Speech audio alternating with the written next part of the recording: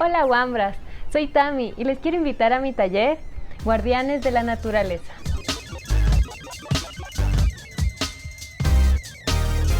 Aprenderás a germinar tus propias plantitas, diseñarás un mini huerto y aprenderás que con materiales caseros, intuición y mucho amor podrás empezar a criar tus propios alimentos.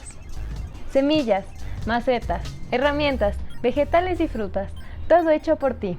Influencia de la luna, asociaciones y cuidados de la tierra. Interioriza cada uno de estos elementos para que tu huerto crezca sano. Habrás aprendido las bases para hacer crecer tu huerto y te habrás convertido en un Wambra que cambia el mundo. Inscríbete pronto, un nuevo grupo cada lunes.